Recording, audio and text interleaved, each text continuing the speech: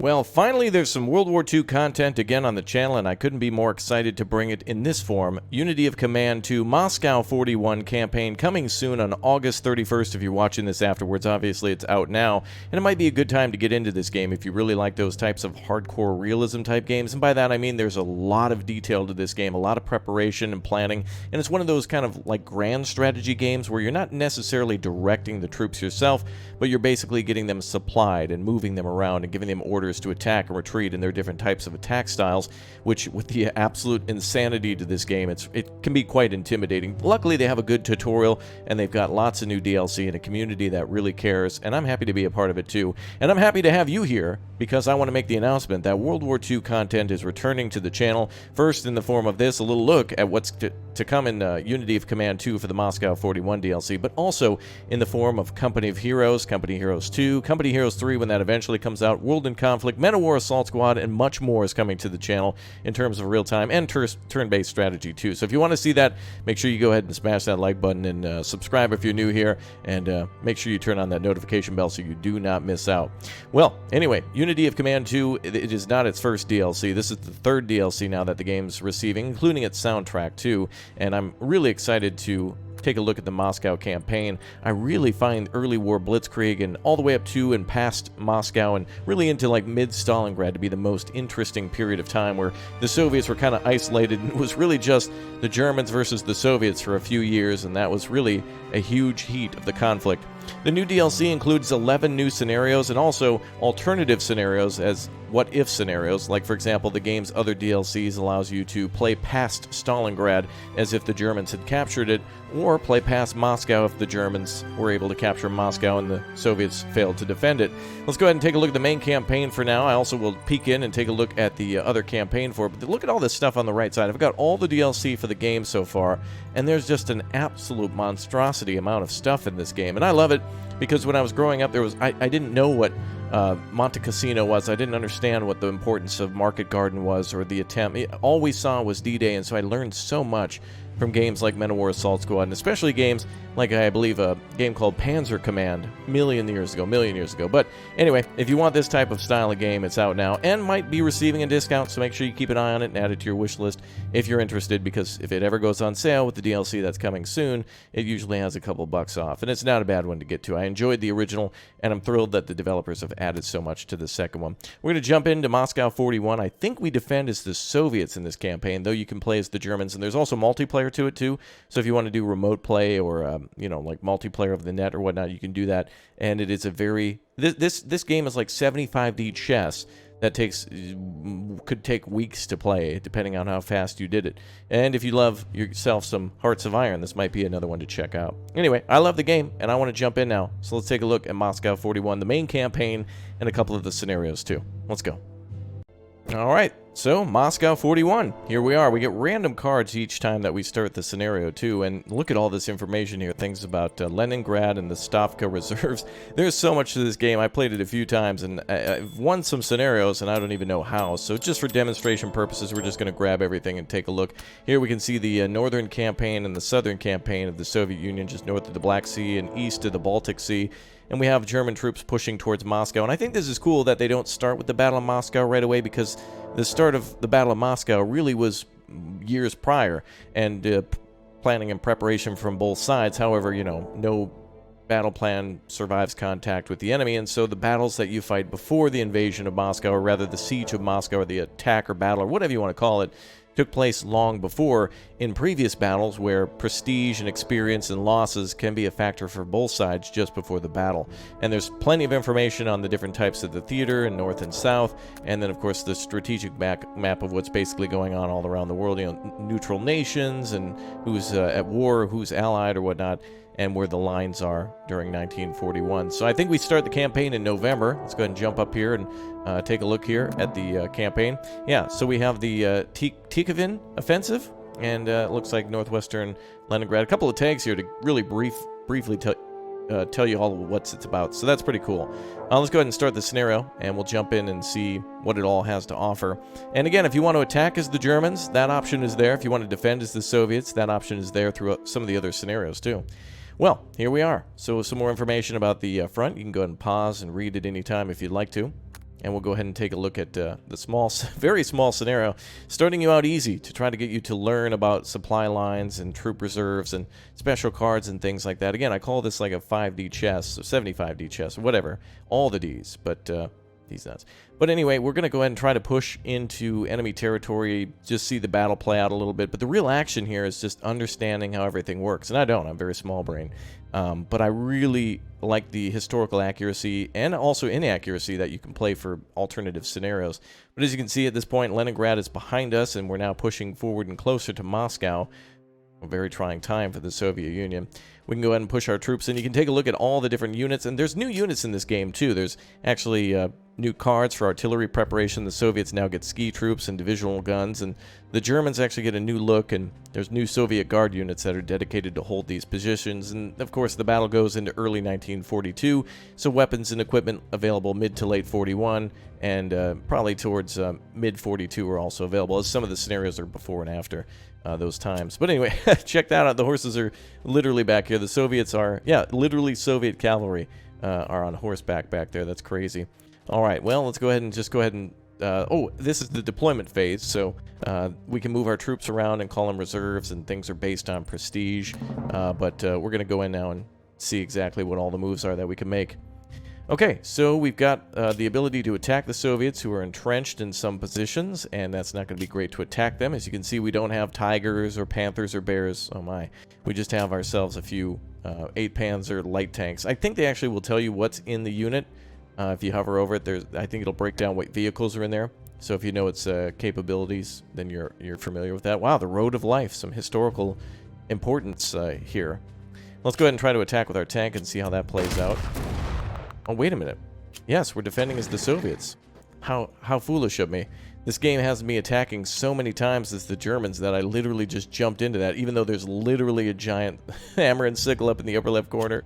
Every scenario is always attacking with the Germans or defending as the Germans. Very few main campaigns allow you to defend as the Soviets. So damn it, this is finally a good one. I'm glad I was totally wrong on that. And I'm glad to actually have command of the Soviets.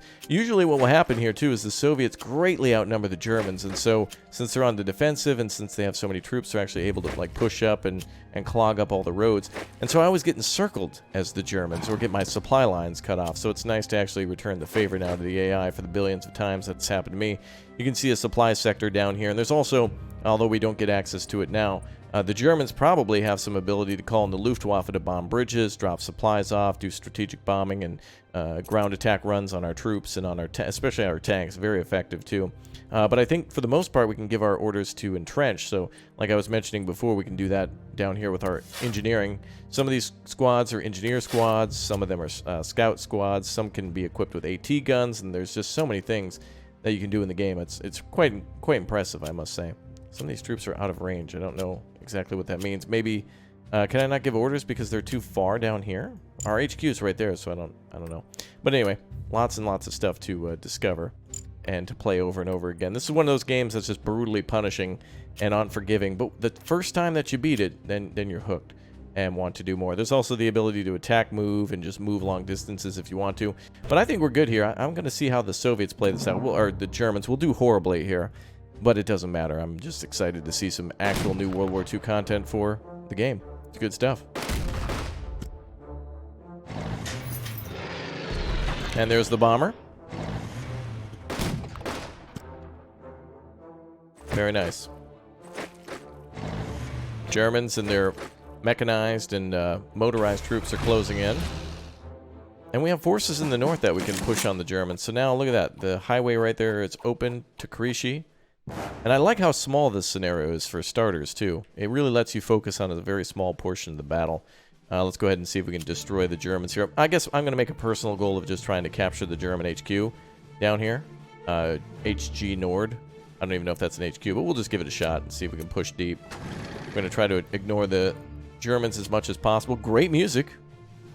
Certainly a nice thing there. Oh, they're probably going to push right in and take our HQ, so I'm going to push right back here. They have to cross the bridge. There's even deployable bridges, too, where the Germans can airdrop supplies into the area, and then engineers can put it all together. Let's go ahead and try to hit some tanks here. Or actually, motorized squads. Oh, look at that. Kicking their asses straight out. Now, I don't think there's a difficulty to this campaign, but I think there's, you know, scenarios you can change them to be as realistic or unrealistic as you want. Wow, these T-26s are just getting demolished. And here's all of our supply, too. A lot of things to keep in mind as we're playing through. There's a hell of a lot of stuff to keep in mind. But, yeah, I don't think we're actually going to capture that Karishi down there. I want to push out and deal some damage to the Germans here. Oh, let's try to use our card. I actually want to get some air support just to see how it works. So if my tanks couldn't blow the hell out of that thing, let's try a plane. Wow, barely any damage on the IL-2 as well. What else do we got? Air recon, skirmish. Oh, smirch intelligence. Doesn't that mean storm in Russian? We also have paradrops. What? Oh, I think we can only do it once. Oh no, we can drop troops. Hell yeah. Is this for reinforcement or is this for an actual attack? Wow, we actually can drop paratroopers behind enemy lines and mess with them. I think we also get the option to use partisans too, so it's much more interesting to work as the Soviets sometimes because they get kind of some dirtier tricks. That's where the Germans are all about engineering and outwitting. The Soviets do the same, but in a much different way. Ooh, the Germans don't like that we're behind them. They're trying to open that front and push back towards the road of life up there at Leningrad. Now, we actually might still hold Leningrad here. I would assume because the German lines are there, they're probably just south. Well, obviously they're around Leningrad because there was a siege. But, you know, this is pretty safe to say that all these territories down here are not in our hands anymore. Let's capture the German HQ. Oh, it actually moves. They got the hell out of there. You can't do that, Germany. You can't just move your HQ. That doesn't seem fair. Oh, you're attacking Berlin. Oh, it's over here now. Oh, take that. I'm like, okay, come on now. Come on, Hitler. Stop it. Just take the L, bro. Oh, I'm going to take the L as well, as in Leningrad back in a few years. But anyway, that's a first look at the first scenario. Let's try some bigger campaigns now, bigger missions. I want to see what Moscow looks like in battles before and after. Let's jump over to some custom scenarios now. Alright, time for something new. Let's jump into probably the defense of Moscow, though I wanted to show off the other ones that were available. There's these two here, and then all the others that are available for the defense of Moscow, or at least Moscow 41 DLC. So there's all the different offensives. It's crazy. You can play with or against a friend, and also, of course, against the AI. And then, of course, you can play as both factions, too. So if you want to be the Germans in one scenario and then the Soviets, that's cool, too. But anyway, let's check out the defense of Moscow 41. That's the reason we're here, that big old juicy defensive line. And there's some details on it. We'll jump in now and take a look at what it's like. Let's go. Alright, well, it's pretty funny to me how long this one took to load in. I mean, it was pretty quick, but compared to all the other scenarios, damn, this one took a while. Check that out. Decisive victory. Brilliant victory. And I think there's even a number of turns that you should win in. I can't believe it. Anyway, we chose to be the Soviets because why not? We want to defend as the Soviets.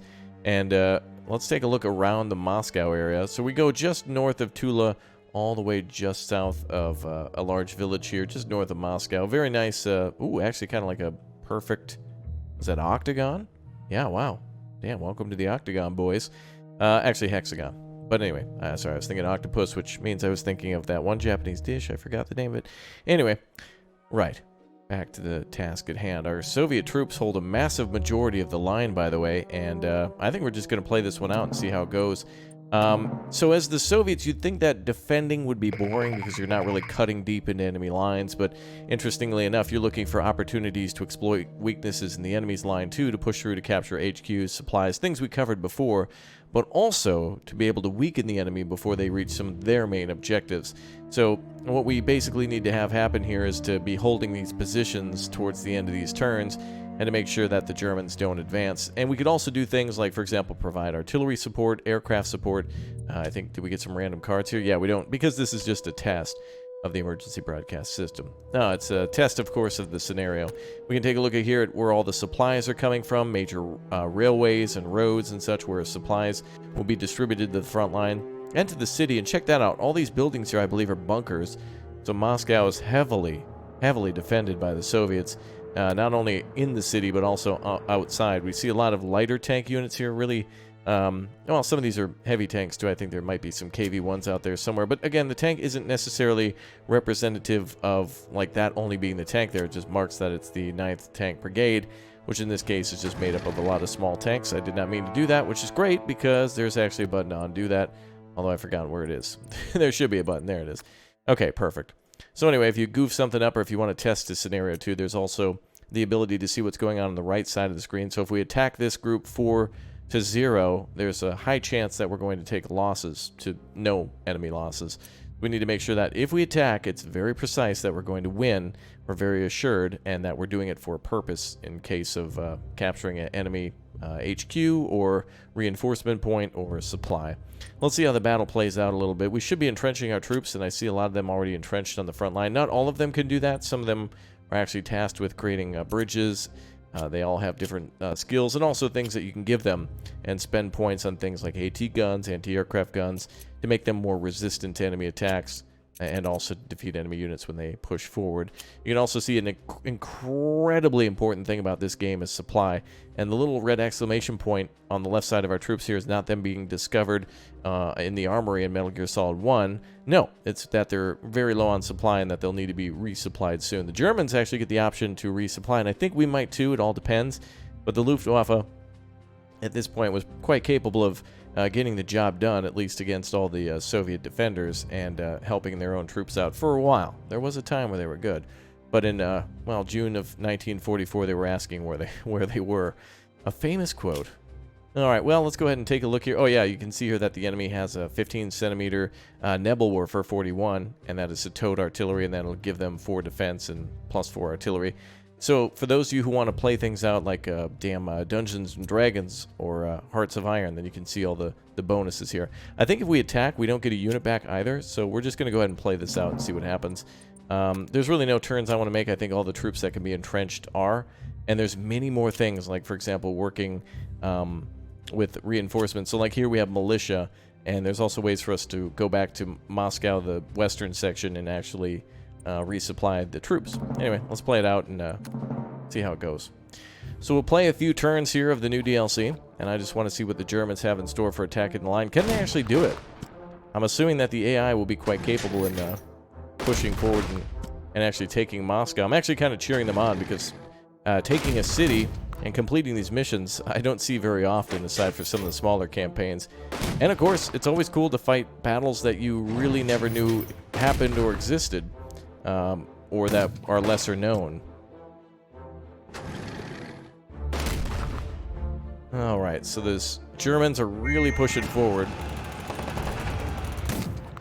Oh yeah, they're absolutely devastating the front. They're taking prisoners as they're advancing too, or fully wiping out entire units. Or brigades or divisions or whatever they may be. Infantry. Airborne Corps. Wow, an entire corps is here. Wow, that's crazy. Alright, so the Germans, are they done with their turn? I think they're still fighting their turn. Hello? Germany? Oh, did I win? Oh, enemy turn. Press play to continue. Oh. I clicked something and it paused the AI's moves, which is good because it allows you to study and break things down at your own pace. So if the enemy makes an attack, you can go back and review what it was, where it was, what you lost.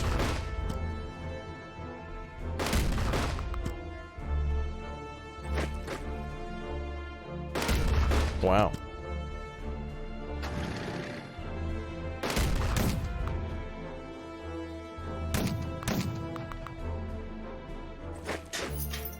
Wow, the enemy is really pushing in.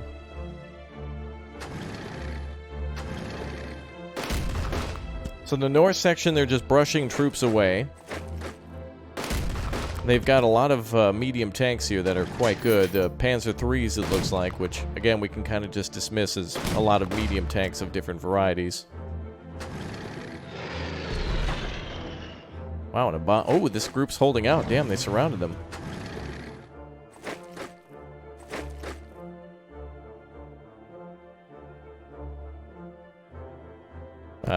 Oh, there we go. Handing the turn back. Damn. In their first attack, they just completely... Oh, there we go. Things are being reinforced. They completely devastated a lot of our troops and pushed in very nicely in the north. We do have a lot more to our defense, though. There's still a lot of tanks here, and a lot of these units are not going to be pushed back without a fight. without a big fight. Some more elite units are closer to Moscow and, of course, on the flanks, but also in the center. We got a lot of troops defending the river, too. Now, maybe defense is a little bit more boring because we're sitting stationary, but it's quite exciting to see if our troops, for example, that get encircled can sneak out and capture a German HQ or something. That's gonna piss them off. Let's do that. So we can actually zoom in here and mess with their supply, too. If we capture territory, the enemy will be advised to not go through that area, and it has to be secured before that supply can flow again. Let's see. So we've got some units here. One thing I do wish in the game we could zoom in a bit more. There's no zoom in or zoom out. This is what you get. And of course, if we're kind of focused primarily on one battle in a massive campaign, we're not going to be zooming out too much. But I would like to kind of zoom out a little bit just to make it easier to go across the map. And then, of course, to zoom in to see like details and take screenshots and stuff. It just looks cool. Right, so we could attack a little bit and try to... Every attack is just going to end in bad times for us. So we need the enemy to fall on us like waves upon the rocks and just kind of break themselves through constant, endless waves of Soviet... Well, not waves, but just endless defense lines for the Soviets. It's also winter, too, and I don't know if that plays much of a factor in our units. Like, for example, let's see, en route units and HQs. So we got units that'll come in the next few turns, too. But yeah, so Moscow 41 obviously fought in the winter. Does that mean that our units can move, I guess, shorter distances? Or is supply more difficult? Does weather play a factor?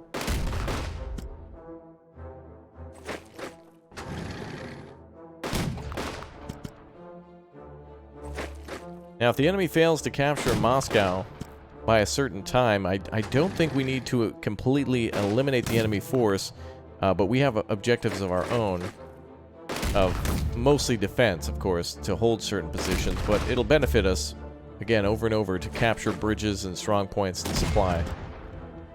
Look at that, baby.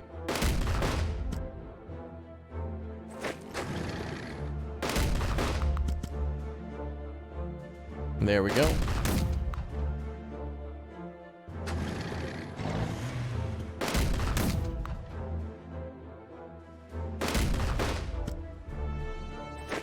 Wow, the Germans are just pushing in everywhere. And prisoners again. Soviets are being pushed back to their HQ in the north. Germans, though, because we have troops behind their line, are switching out their tanks and also having to dedicate troops to holding those Soviet holdouts. So because we have troops behind their lines, they have to try to crush them, and so they have to keep people behind to babysit so we don't go for a flank. And they tried. And they are succeeding.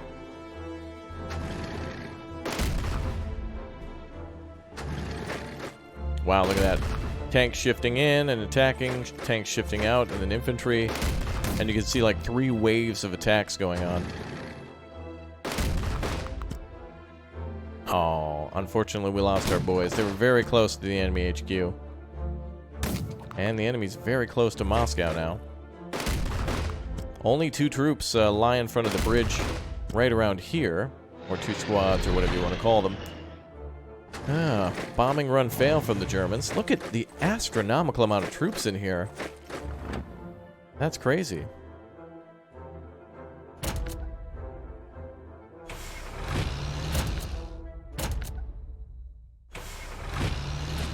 Alright, reinforcements coming in for us very soon. And also we have other off-map reinforcements coming in too. Some of our units are being replenished, and supply has been disrupted in several areas. Obviously up here our troops are not having a great time, but we're going to try to push in and fill those lines so the Germans can't really push in and just cross areas like this. Okay. Yeah, there's really nowhere we're going to have a good time against enemy troops. This is crazy. Well, let's see. Well, the Germans will probably try to push up this way. Though I hate to pull troops off of bridges and such, we do need to kind of flex our line a little bit. We have a great amount of troops in the south. I think we should start shifting some of those to go north. So we'll try to... Maybe we'll move this unit forward Get the Soviet tank up here to then reinforce the north in the next turn. And I don't think we can go there because of the heavy forest. So we'll push the line down here. Quite a large amount of Germans there, here, and of course very, very high numbers in the north. Let's let it play out again. And I'm just making like half-brained decisions just to see how they play out. And experimentation is the coolest thing of the game, is to, you know, experiment with the what-if scenarios and, you know, just playing with different types of battles around the time.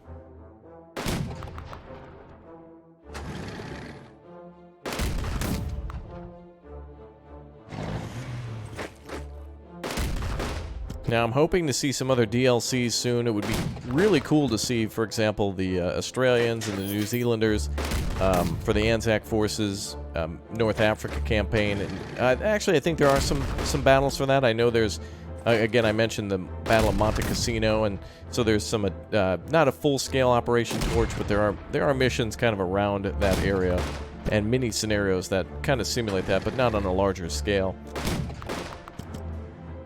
Man, those Germans are getting closer. So many prisoners.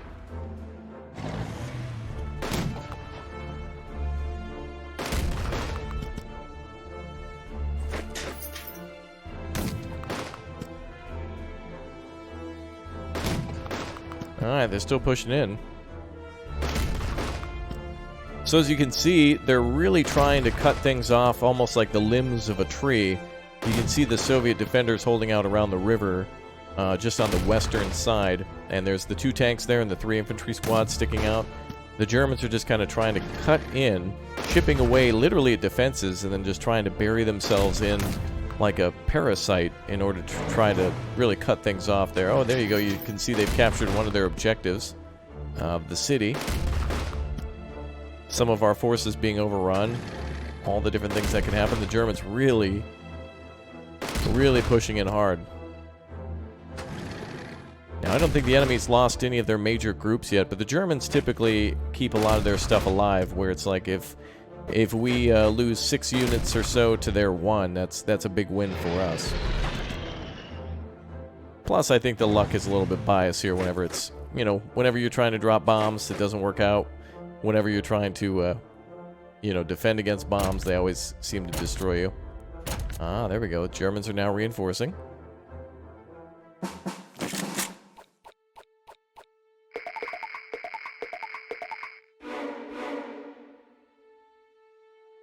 Okay, so we've lost a few objectives, and that's what we need to do, is basically just capture those or retake them before a certain time. You don't want to lose them, but sometimes you may have to lose some territory in order to attack and defend elsewhere, deal with the enemy, and then swing back.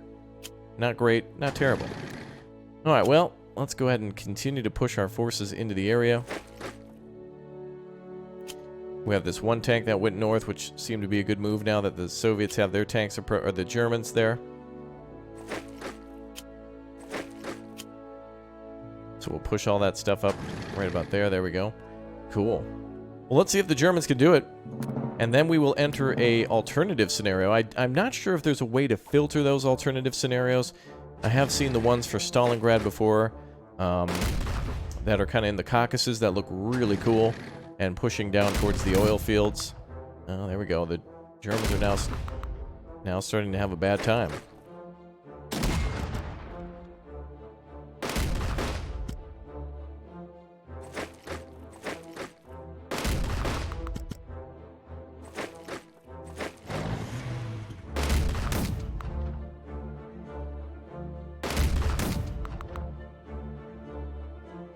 More encirclements. Yeah, it's so cool to see.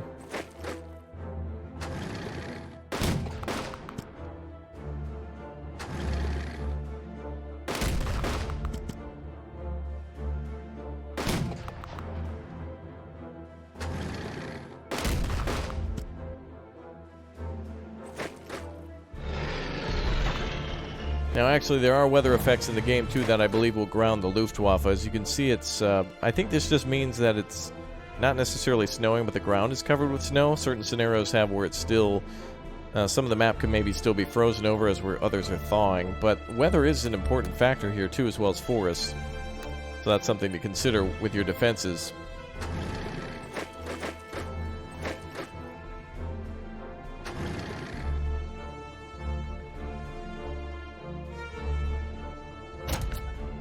Germans are reinforcing.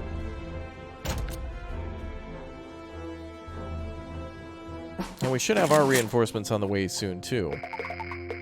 Although they're very close to capturing Moscow now. We need to start counterattacking some of these exhausted troops and flexing the line forward. Regaining that supply line a little bit. And pushing the Germans away. Or at least holding them back. So the forces all in the north. Learning now to pull back a little bit. Although the HQ in the north is very important. Okay, let's go ahead and move on again. Let's see if they can actually capture this time. I'm hoping they do. I know. Traitor. Oh, the Germans actually attacking and losing a full unit there. But they've got to attack, attack, attack.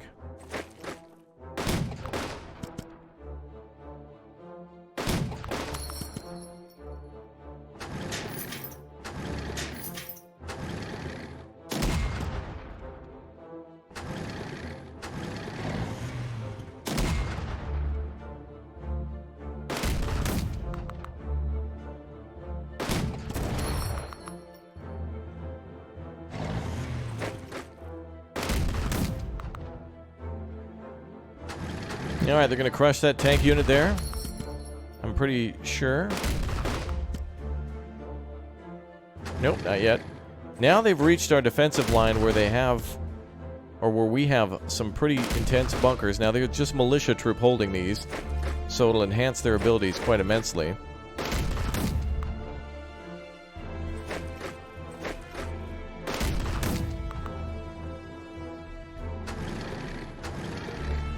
I don't know why this is so intense. I'd love to see mods for this game, like a Star Wars mod would be badass. Where it's turn-based, you know, you can call in reinforcements from orbit or whatnot, or, you know, maybe a mod or something around Halo or Gears of War.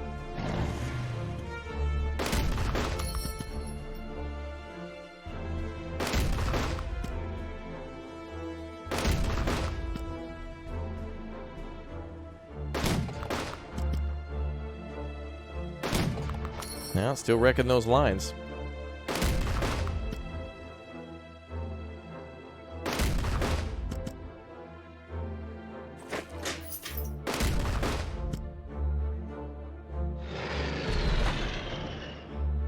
More aircraft.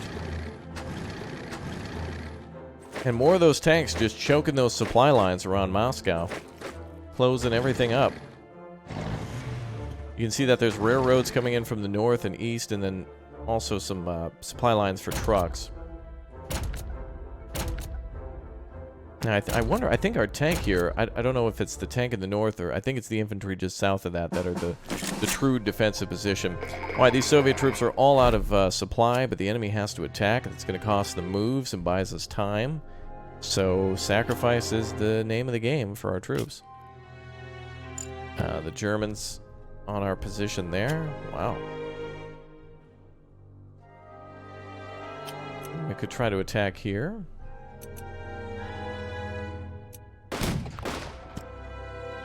There we go.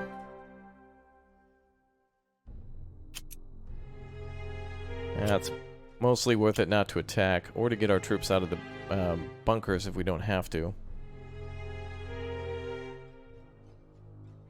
With our units being so weakened and not really having any chance to attack, we really don't have much of a choice other than stay put. Okay.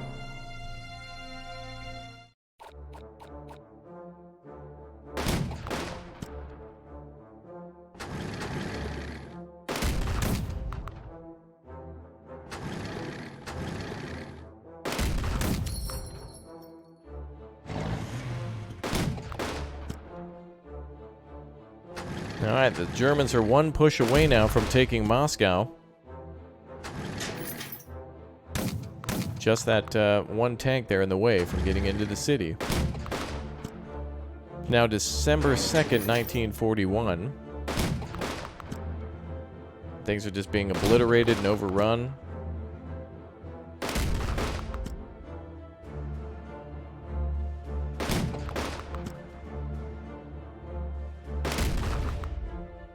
Now, what I see here officially is that the Battle of Moscow took place from September 30th, 1941 to April 20th, 1942. And I'm assuming the reasoning for that is basically the preparation for the defense and attack on the city all the way towards the area where it was just absolutely deemed to be secure and there was no longer any sort of threat whatsoever to the city.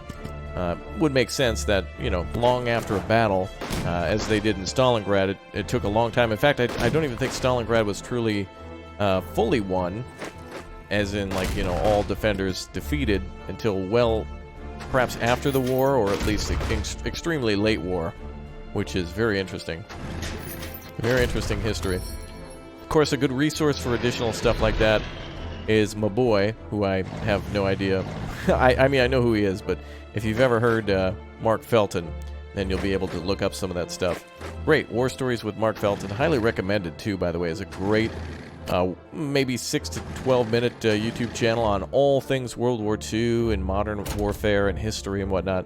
Very cool stuff. Mostly related to military leaders or national leaders and war. So, couldn't recommend it enough. And it gets me in the mood to play more of these games, too, whenever I see a new video like that. Oh, actually, if I press F, we can see... I guess it's a light that, like, lets us see the ground in more detail. Alright, well, this is going to be the last German push. Let's hope they can do it. I don't know exactly how long we need to hold for. Moscow is held. Everything else is lost, so... Or at least, or cut off, or whatnot. There's really no other moves I can make. I mean, we're locked into the city. Reinforcements really can't push in too much. This group here is, like... actually beaten, so let's go ahead and pull back a little bit there. I'm sure there's a million moves I can make, but, you know, we're just doing what we can with what we got. Okay, let's see that play out. And let's see if the Germans can win it on their last turn.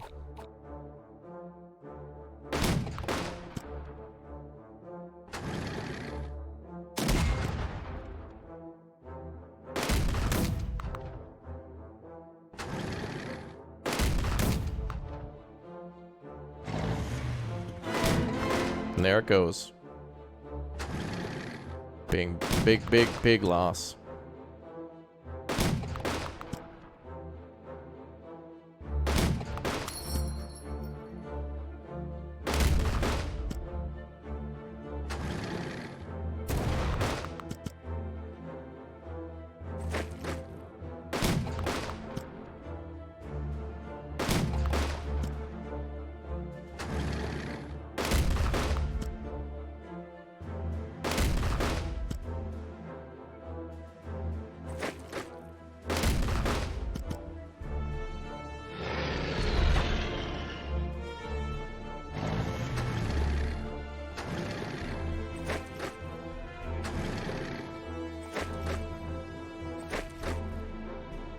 Oh man, they're really being reserved with their troops. I assumed that they would go all in and would not only try to fight in towards the front of the city, but also to flank. But then again, they have to worry about supply. You are victorious. I didn't even do a damn thing. All primary objectives have been completed, and there are no more bonus objectives left. You can end the scenario now. You may also continue for a few more turns if you want to. Alternative. Wow, well, I guess... So the main objective of holding Moscow, is that crossed off? It looks like it's crossed off, but maybe that's for the Germans, like, I don't know. But anyway, it looks like we got troops in Moscow. The enemy had a few turns to complete it. Damn, wow, good job. Oh, it's turn 8 out of 10. Well, to be fair, I think the Germans should get their 10 turns, so let's just see if they can... According to the game, we won, but let's see if they can do it by turn 10, and we'll call that to be the 1942 date, even though it's only December 2nd. There they go, cleaning up some of the troops. There they go, they're driving in now. That squad's gotta fall back. There it goes. And then here comes the unit, boom. So we were basically one turn away from losing it all. I guess this is just alternative history now.